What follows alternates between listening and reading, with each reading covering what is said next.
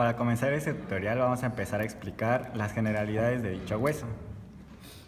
El occipital es un hueso tipo plano, tiene dos caras externas y una cara interna. Las caras externas están compuestas por hueso compacto y la placa interna está compuesta por hueso esponjoso. El hueso occipital se encuentra localizado en la parte posterior e inferior del cráneo y forma parte de la base del mismo. El hueso occipital tiene tres bordes: un borde superior o lambdoideo que se articula con el hueso parietal para formar la sutura lambdoidea. Tiene un borde parietal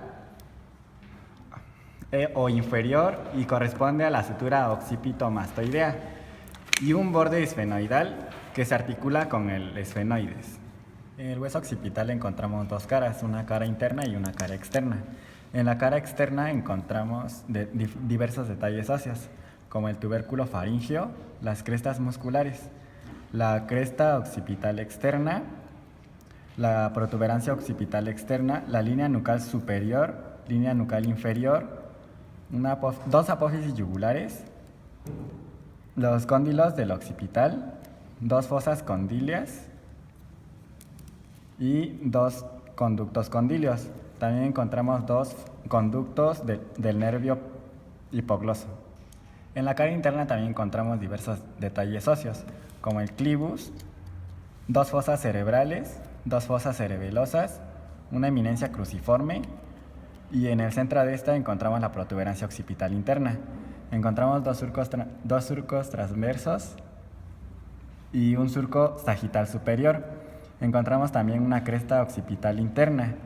Encontramos dos apófisis yugulares y dos protuberancias yugulares. Y encontramos también dos escotaduras yugulares.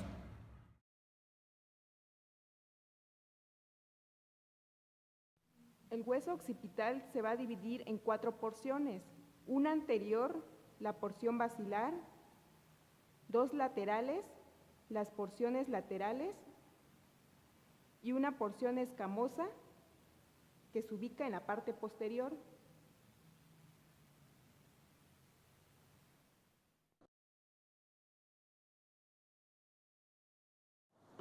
En la cara exocranial vamos a localizar la protuberancia occipital externa. Se encuentra la línea nucal superior, que se extiende lateralmente hasta alcanzar la apófisis mastoides. También se localiza la línea nucal inferior, que se flexiona lateralmente y anterior hacia la apófisis yugular. Una vez localizados los detalles óseos, surgen los siguientes músculos. En el extremo superior de la protuberancia occipital externa se insertará el músculo trapecio. Entre la línea nucal superior e inferior se insertará el músculo semiespinoso. En la línea curva occipital superior hasta la mastoides, que se dirige hacia arriba y adelante para insertarse la aponeurosis epicranial. En la parte lateral de la línea nucal superior se encuentra el músculo esternocleidomastoideo. Entre la línea nucal superior e inferior se encuentra el músculo semiespinoso de la cabeza y oblicuo superior de la cabeza. En la curva lateral se encuentra el recto posterior mayor. Y en la curva medial se inserta el músculo recto posterior menor de la cabeza. En la cara endocranial encontraremos la eminencia cruciformes, donde confluyen los senos, para lo que hay una protuberancia occipital interna. De la protuberancia occipital interna parten dos surcos horizontales a cada lado para los senos transversos. También habrá un surco vertical ascendente para el seno sagital superior. Se localizará una cresta vertical descendente donde se bifurcan para rodear al agujero magno. Los surcos y la cresta occipital interna dividen la cara endocranial de la escama en 4 fosas occipitales, 2 superiores o cerebrales, donde se alojan los lóbulos occipitales, y 2 inferiores o cerebelosas para alojar el hemisferio derecho e izquierdo del cerebelo.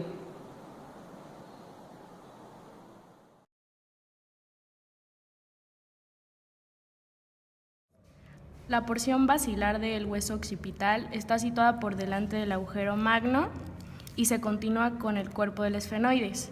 Presenta 2 caras, una cara inferior y una cara superior, y 4 bordes, un anterior, un posterior y 2 laterales. En la cara inferior podemos encontrar en la línea media el tubérculo faríngeo, en donde se inserta la fascia faringobasilar y el músculo constrictor superior de la faringe. Y a su lado las crestas musculares, rugosidades a los lados del tubérculo faríngeo para inserciones de los músculos recto anterior y largo de la cabeza. La cara superior está deprimida en forma de declive y se le nombra clivus. A ambos lados se encuentra el surco del seno petroso inferior.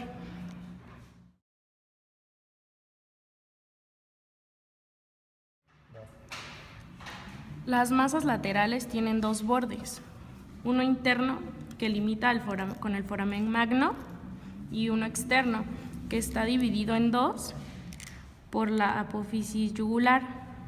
Por debajo de esta apófisis forma parte del agujero rasgado posterior y por detrás se articula con la región mastoidea del temporal. En la cara superior o endocraneana posee en su parte anterior el tubérculo occipital o yugular. Por detrás está un canal por donde se deslizan los nervios espinal, neumogástrico y glosofaríngeo al dirigirse al agujero yugular. Este va a formarse al articularse con el hueso temporal. Por delante existe un orificio o agujero condilio anterior que comunica con el canal condilio anterior y da paso al nervio hipogloso. En la cara inferior o exocraneana, en cada lado del foramen magno, se encuentran los cóndilos del occipital. Estas son superficies articulares que van a articular con el atlas. Anteriormente se encuentra la foseta precondílea y en su fondo el agujero condilio anterior. Y por detrás, otra depresión o foseta retrocondílea. Esta conduce al agujero condilio posterior.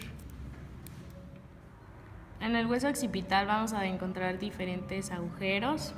El más importante es el foramen magno, que da paso a la transición bulbomedular, las meninges, arterias vertebrales, arteria espinal anterior, raíces espinales del nervio accesorio y plexos simpáticos vertebrales. También podemos encontrar los conductos del nervio hipogloso o conductos condilios anteriores, que dan paso al nervio hipogloso, y los conductos condilios posteriores, que dan paso a la vena condílea.